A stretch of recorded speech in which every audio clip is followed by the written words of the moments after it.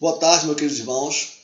Que alegria poder estar aqui mais uma vez com vocês para compartilharmos mais um estudo à luz da doutrina espírita e dessa feita com o tema Ação e Reação, Lei de Causa e Efeito. Inicialmente, quero pedir a proteção da espiritualidade superior para que nos guie nesse momento de reflexão, que nos intua só bons pensamentos e que cada um de nós presentes, encarnados e desencarnados, possamos absorver todo o ensinamento quanto necessário e que o apliquemos na nossa vida. Hoje eu pretendo demonstrar que o acaso não existe e que um futuro promissor depende das boas ações praticadas no presente. Será que terei uma tarefa fácil? Ou alguém aqui ainda discorda disso? Vamos começar definindo o que é ação e reação. Ação seria o ato, o efeito de agir, a manifestação de uma força, de uma energia, e necessita de um agente, que pratica essa ação. Em termos espirituais, a ação inteligente do homem é um contrapeso que Deus dispôs para estabelecer o equilíbrio entre as forças da natureza. E é ainda isso que o distingue dos animais, porque ele age com conhecimento de causa. Já a reação é o ato ou efeito de reagir, a resposta a uma ação qualquer, o comportamento de alguém em fase de ameaça, agressão, provocação, etc. Em termos espirituais, a reação é a consequência que a ação humana acarreta ao ser defrontada com a lei natural. Deus, que é a inteligência suprema e causa primária de todas as coisas, estabeleceu leis chamadas de naturais ou divinas, e as englobam todas as ações do homem, seja para consigo mesmo, para com o próximo, até mesmo para com o meio ambiente. Numa fase mais rudimentar, funciona o determinismo divino com o desenvolvimento do ser. Deus faculta-lhe o livre-arbítrio, a fim de que sinta responsabilidade pelos atos praticados. Então, assim, o homem tem uma lei, uma diretriz, um modelo colocado por Deus na sua consciência, no sentido de dar-lhe o norte, nortear-lhe os seus atos. A reação nada mais é do que uma resposta da natureza às nossas ações. Reações essas baseadas sempre na lei natural. O raciocínio poderia ser expresso da seguinte forma. Imagine, há uma ação que provoca uma reação. A ação da reação provoca uma nova reação. E a ação da reação provoca outra ação. A isso podemos determinar de cadeia de ação e reação. Já na filosofia hindu, isso é chamado de karma. Ou seja, o somatório do mérito e do demérito de todas as ações praticadas pelo indivíduo. E a finalidade dessa cadeia de ação e reação é a perfeição do espírito. É o espírito chegar à sua perfeição. Então, vamos procurar entender o princípio da ação. Como é que se inicia uma ação? Os movimentos que executamos em nosso dia a dia caracterizam as nossas ações. Então, fazer ou deixar de fazer, escrever ou não escrever, obedecer ou mandar, são atitudes corriqueiras em nossa ocupação diária. Então, ocupar-se provém de um preocupar-se. Então, a preocupação com uma ação futura denominamos princípio da ação. Por exemplo, barbear-se é uma ação que a maioria dos homens pratica. O barbear-se está ligado a um princípio que o indivíduo forjou para si, ou seja, ele tomou uma decisão de apresentar-se barbeado para apresentar uma palestra, por exemplo. Ele deseja estar barbeado e não barbudo, como também poderia escolher ficar com barba. Nesse caso, eliminaria a ação de barbear-se, mas deveria aparar a barba uma vez por semana que fosse. Assistir a palestra ou proferir uma palestra é uma ação. O princípio subjacente a esse encontro está calcado tanto na conduta do expositor, quanto na vontade do ouvinte. O primeiro tem o dever de preparar o assunto. O segundo, o preparo mental e espiritual para ouvir. Né? Agora, em relação aos meios e aos fins de uma ação, nós estamos sempre confundindo os meios com os fins. Poderia dizer que qual o fim de uma palestra? Podia perguntar qual o fim de uma palestra, qual o fim de uma religião, qual o fim de um sindicato. A resposta poderia ser: o fim de uma palestra espírita é difundir a verdade. O fim da religião é salvar seus adeptos. O fim de um sindicato é defender os interesses de seus associados. Pode, contudo, confundir os meios com os fins. O expositor pode querer fazer prosélitos à custa da verdade. O pastor, o padre, ou mesmo o espírita, embora clamem pela salvação do adepto, acabam proibindo a salvação do mesmo em outra igreja, que não seja a sua. O presidente do sindicato pode promover greves não para defender os interesses dos seus associados, mas para a sua ascensão política, por exemplo. Né? E quanto à nossa autonomia perante uma ação, né? Nós temos, por várias razões, dificuldade de agir livremente. Primeiro, a ignorância. Como escolher quando não se conhece? Segundo, tudo que nos é imposto pelo princípio da causalidade é um empecilho à nossa ação, nosso livre-arbítrio. A escassez de recursos naturais, né, são os terremotos, tempestades, acidentes, etc., né, são outros fatores que nos inibem. Então, tudo que permanece livre dessas amarras constitui o livre-arbítrio. Né? Há uma lenda japonesa que retrata a autonomia da ação. Né? Deixa eu ver o nome que eu não vou... É difícil, vou me arriscar a falar. No japonês, Katsuomi Masahiji. É um famoso guerreiro do antigo Japão. Celebérrimo, né? Ele, pela sua inteligência e pelos seus lances geniais de estratégia. Ele vivia desde sua infância no meio dos guerreiros, né? Desde muito pequeno ele já vivia no meio dos guerreiros. Então, uma vez lá no castelo de seu pai, observava os guerreiros que, reunidos ao redor de um enorme sino, apostavam quem deles conseguiria pô-lo em movimento. Contudo, nenhum deles, nem o mais forte, né? O mais Hércules, né? Mais forte, não conseguiu mover um milímetro do sino.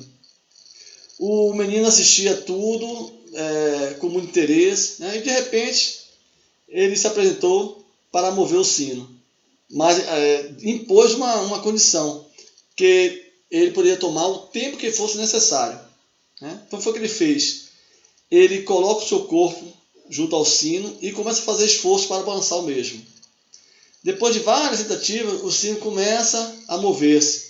Primeiro lentamente, depois com mais força, formando uma simbiose entre o sino e o peso do garoto. Então, ele consegue mover o sino. Qual a lição moral desse conto? É que devemos nos amoldar à situação e não o contrário. Observe, por exemplo, a chegada de novos companheiros a um centro espírita. Quantos numa primeira reunião não querem mudar tudo? Qual é o resultado? Não conseguiram nada, porque não absorveram as atitudes e os comportamentos das pessoas envolvidas com a situação. Mas se lá permanecerem, as coisas começarão a mudar. Só que as pessoas não têm paciência, né? Querem tudo para ontem.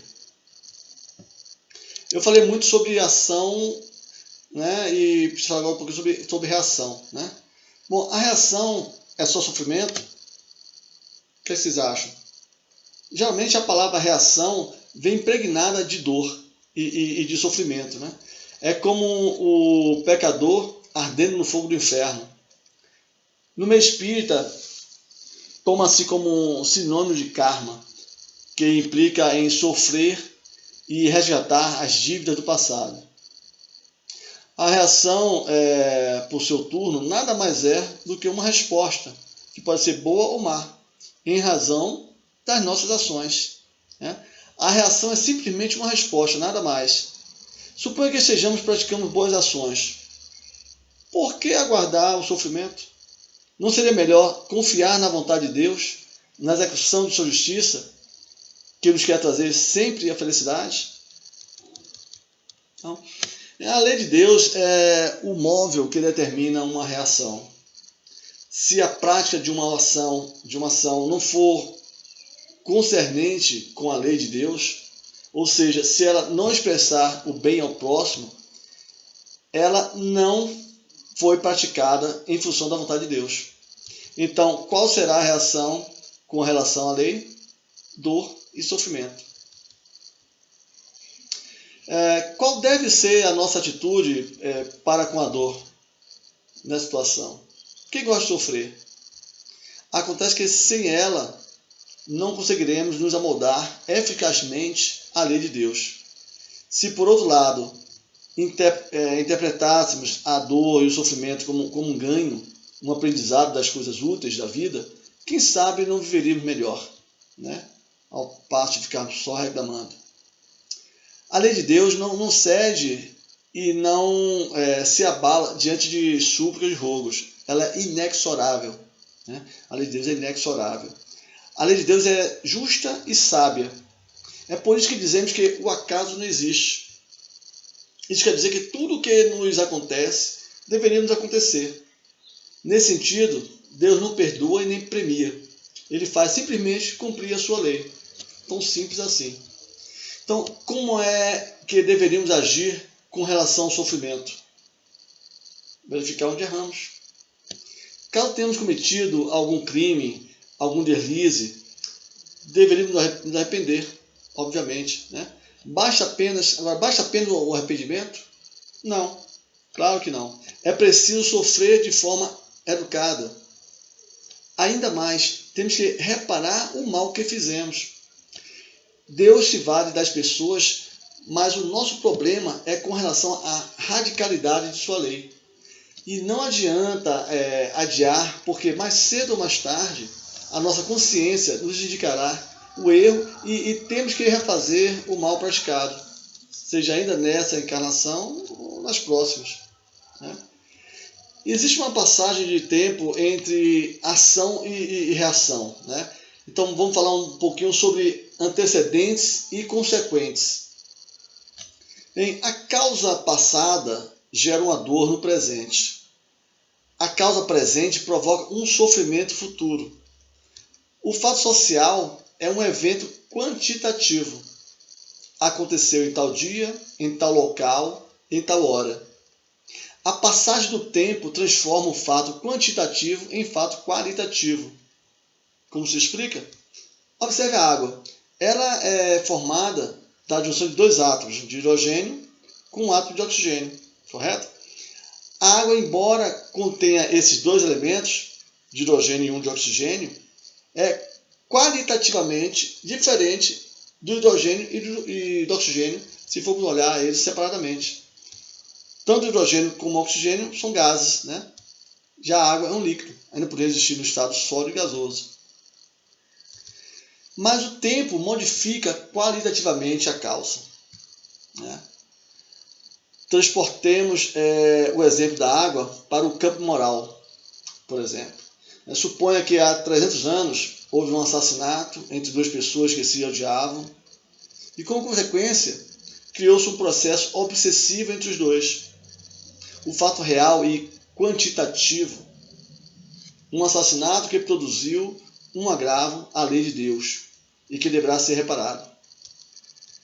Os 300 anos decorridos modificaram tanto aquele que cometeu o crime quanto aquele que o sofreu.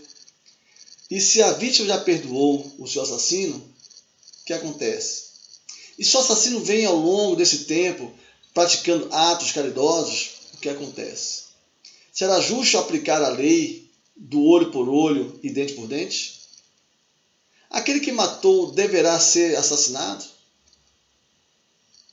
O que acontece?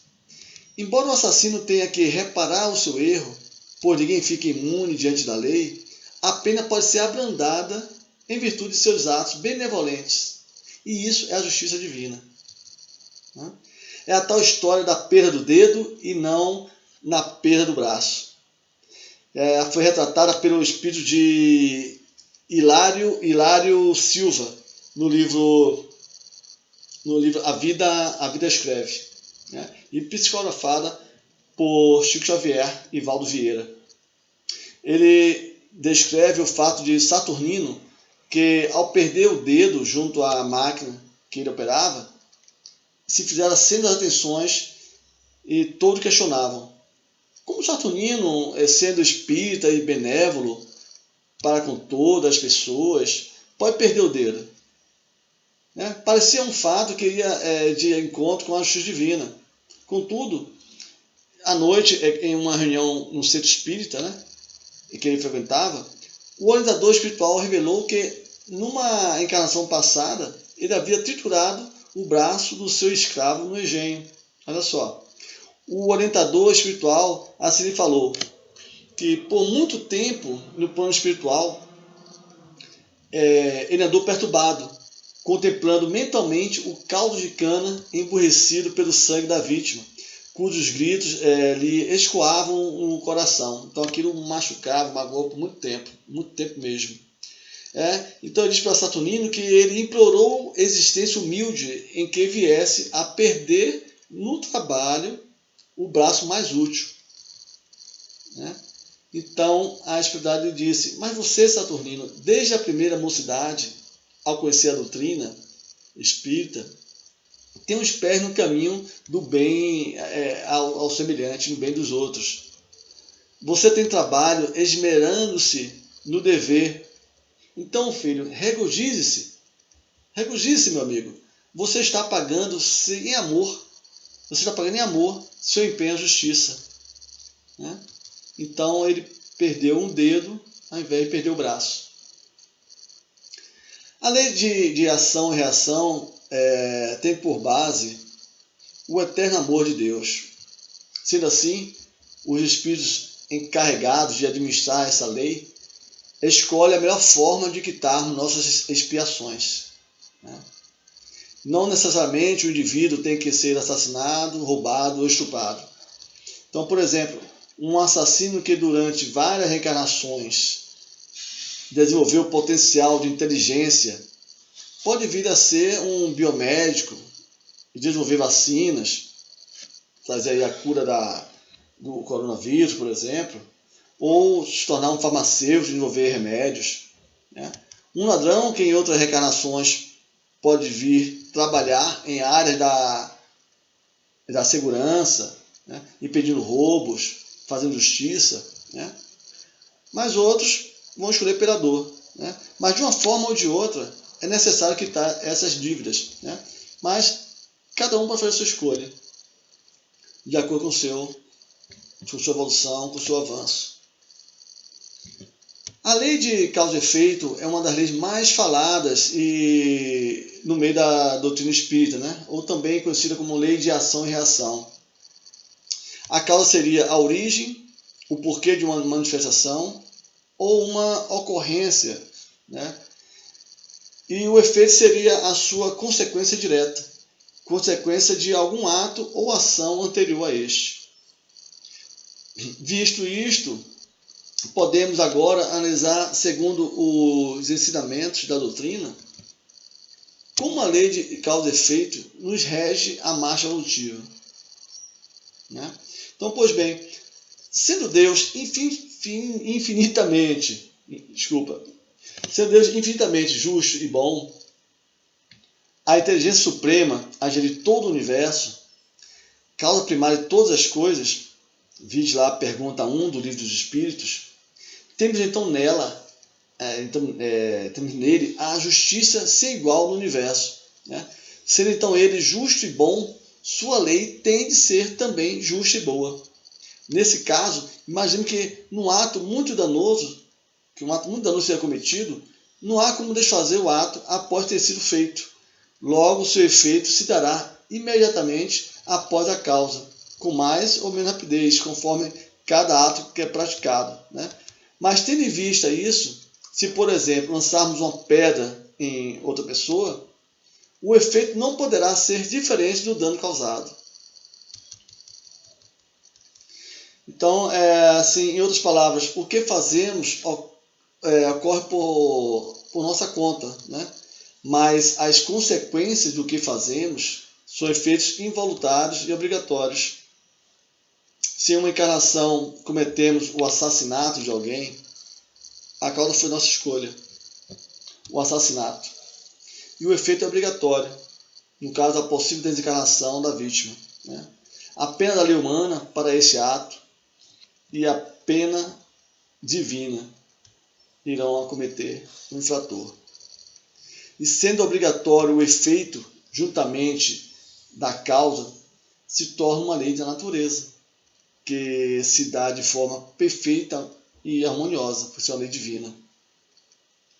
A todo ato da vida moral, o homem ele corresponderia uma reação semelhante dirigida a ele, seja nesta encarnação ou numa próxima, né? Jesus não fala que a todos será cobrado aquilo que fizeste durante a vida. No Evangelho, os Espíritos nos trazem a reflexão de como somos responsáveis por nossos sofrimentos atuais em muitas das circunstâncias. Somos consequências de nosso passado, e se estamos bem é porque fizemos o bem. Se estamos mal é porque em algum momento fizemos o mal. E nós temos duas espécies de vicissitudes da vida, né? Elas se originam de duas fontes bem diferentes, que é importante distinguir. Umas têm causa na vida presente, outras fora desta vida, né? Trazendo de outras encarnações. Então, remontando-se à origem dos mares terrestres, reconheceremos que muitos são consequência natural do caráter e do proceder do que o suportam. Quantos homens caem por sua própria culpa? Quantos são vítimas de sua imprevidência, de seu orgulho, de sua ambição, né? Então, bem-aventurados os aflitos, já nos dizia Jesus. Quantos se arruinam por falta de ordem, de perseverança, pelo mau proceder, ou por não terem sabido limitar seus desejos? Quantas uniões desgraçadas porque resultaram de um cálculo de interesse ou de vaidade e nas quais o coração não tomou parte alguma, né? Quantas dissensões, disputas se teriam evitado com um pouco de moderação e menos suscetibilidade? Quantas doenças, enfermidades decorrem da intemperança dos excessos, né, de todo gênero? Quantos pais infelizes com seus filhos, porque não lhes combateram desde o princípio as más tendências? Por fraqueza ou indiferença, deixaram que neles se desenvolvessem os germes, né, do orgulho, do egoísmo, a toda vaidade, que produz a secura do coração. Depois, mais tarde, quando colhem o que semearam, admiram-se e se afligem, né, da falta de deferência com que são tratados e da ingratidão dos filhos. Interroguem friamente suas consciências, todos que são feridos no coração pelas vicissitudes e decepções da vida. Remontem passo a passo à origem dos males que os torturam e verifiquem se as mais das vezes não poderão dizer: se eu houvesse feito ou deixado de fazer tal coisa, não estaria em semelhante condição. A quem então há de o homem responsabilizar por todas essas aflições, senão a si mesmo? Não é verdade? O homem, pois em grande número de casos, é o causador de seus próprios infortúnios, mas em vez de reconhecê-lo, acha mais simples, menos humilhante, para a sua vaidade, acusar a sorte, a providência, a má fortuna, a má estrela, ao passo que a má estrela é apenas a sua falta de cuidado consigo mesmo. Os males dessa natureza fornecem um notável contingente ao cálculo das vicissitudes da vida. O homem as evitará quando trabalhar por se melhorar moralmente, tanto quanto intelectualmente. Então, essa é a fórmula mágica. No Evangelho segundo o Espiritismo, lá no capítulo 5, em Bem-aventurados aflitos, encontraremos que ninguém foge da lei. Se fizeres, pagarás, se não agora, noutra vida. Estamos sempre a contrair ou a subtrair débitos, e por isso a importância de reconhecer esta lei de amor divino e justiça, que nos rege rumo à evolução moral do ser. Evitar contrair mais consequências nefastas devido à nossa invigilância durante a encarnação se faz necessário para um futuro de menos sofrimento. Seguindo-se a lei de Deus, os espíritos dos homens encontram em seus sofrimentos a oportunidade de amenizar dívidas morais passadas e entender que, conforme passarem pelas aflições da vida, será conforme a vida lhes será dali por diante.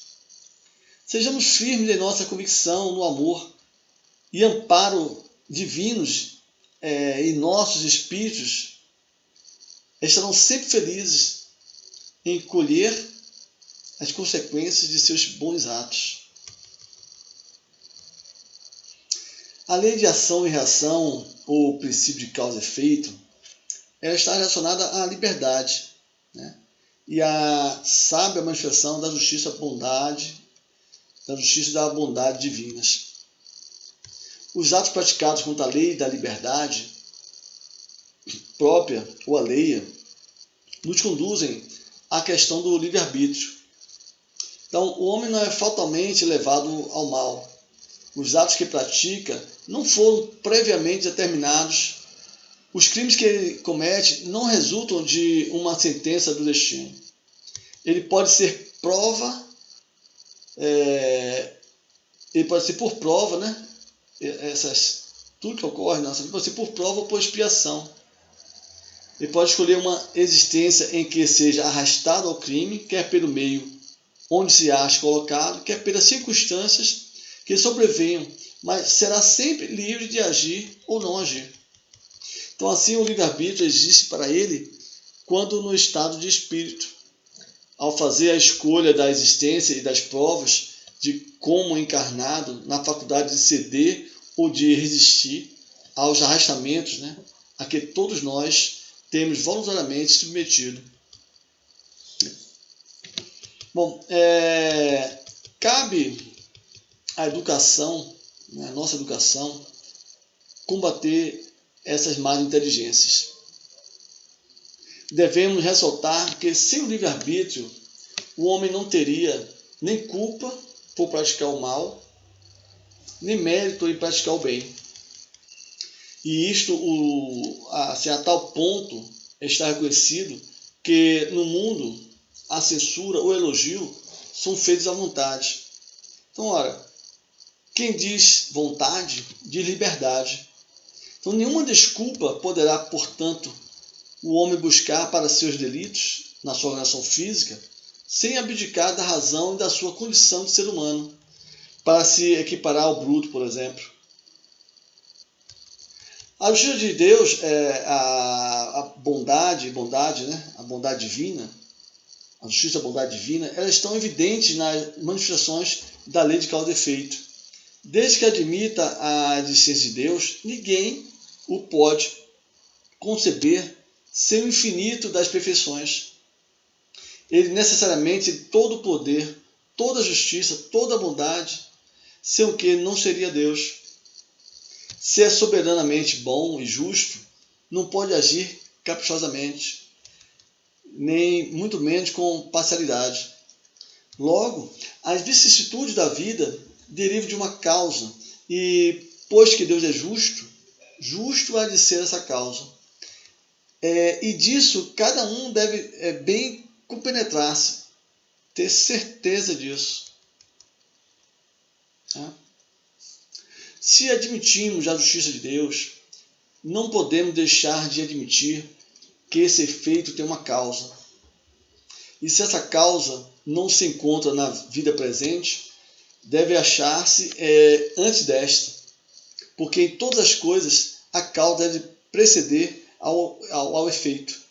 Sempre a causa vem antes do efeito. Há, pois, a necessidade de a alma já ter vivido para que possa merecer uma expiação. Então a expiação é assim a manifestação da lei de causa e efeito em decorrência de faltas anteriormente cometidas. Isso é expiação. O efeito de haver uma relação de causalidade dos problemas, doenças e dores que enfrentamos, consequências de nossas ações, não significa que as causas estejam necessariamente em vidas anteriores. Muitos males que nos afligem têm origem em nosso comportamento na vida atual. E há enfermidades, limitações e deficiências físicas que são decorrentes de mau uso. Isso usamos mal o corpo e lhe provocamos estragos. Isso acontece, isso gera graves problemas na nossa saúde, constantemente. O entendimento da lei de causa e efeito nos permite compreender em plenitude a justiça perfeita de Deus. Sentimos que tudo tem uma razão de ser, que nada acontece por acaso. Males, sofrimentos variados que enfrentamos, são todos relacionados com o nosso passado, recente ou remoto. É a conta a pagar. Mas há outro aspecto também, muito importante, é que se a dor é a moeda pela qual resgatamos o passado, Deus nos oferece a abençoada alternativa, que é o bem. Então, todo esforço em favor do próximo amortiza nossos débitos, tornando mais suave o resgate. Então, vemos assim, meus irmãos, que há uma relação de causalidade entre o mal que praticamos e o mal que sofremos depois. O prejuízo que impomos ao semelhante é débito em nossa conta, na contabilidade divina. Entretanto, é oportuno lembrar que não devemos confundir a lei de causa e efeito com a pena de talião, ou com a legislação de Moisés, que preconizam dente por dente e olho por olho. A lei de causa e efeito, segundo o entendimento espírita, refere-se tanto à manifestação da justiça, bondade e misericórdia divina, quanto à necessidade evolutiva do ser humano de reparar erros cometidos decorrentes das infrações cometidas contra a lei de liberdade. Então, quando Jesus afirma que quem usa a espada, com a espada perecerá, ou quando Paulo proclama que tudo o que semeamos, colheremos, reportam-se ao fato de que receberemos de volta todo o mal que praticarmos, em sofrimentos correspondentes, não necessariamente idênticos, mas receberemos. As sanções divinas não dependem do concurso humano. O prejuízo causado ao semelhante provocará desajuste em nosso corpo espiritual, o perispírito, os quais, nessa mesma existência ou em existência futura, irão se manifestar na forma de males, de males redentores. Irão se manifestar em nosso perispírito em forma de males redentores. Então, para não me alongar muito mais, vou aqui encerrar com uma última reflexão. A prática da caridade tem valor científico, ou seja, ajuda-nos a reparar os danos que causamos à lei divina. Assim, se soubermos viver sóbrios e sem muitos agravos à lei, certamente farei uma passagem tranquila, né? Uma passagem muito tranquila a outro plano de vida. Então, já muita paz a todos. Obrigado pela paciência. E eu vou deixar aqui agora com vocês a literatura que eu consultei, né? São os livros Conto desta e Outra Vida, a história de Verdugo e Vítima, né, do Espírito Irmão X. Outro livro é Ação e Reação, de André Luiz, que fala por Chico Xavier, né, capítulo 12, Dívida Agravada. E outro livro, nosso Irmão X, é Contos e Apólogos, Dívida e Resgate. Além do Pentateuco, né? Kardec, né, O Céu e o Inferno, capítulo 7, o Evangelho segundo o Espiritismo, capítulo 5, e o Livro dos Espíritos, questão 872. Então, essas são as fontes que eu sugiro para a pesquisa. Tá? Vamos em paz, que Deus nos acompanhe. Até a próxima.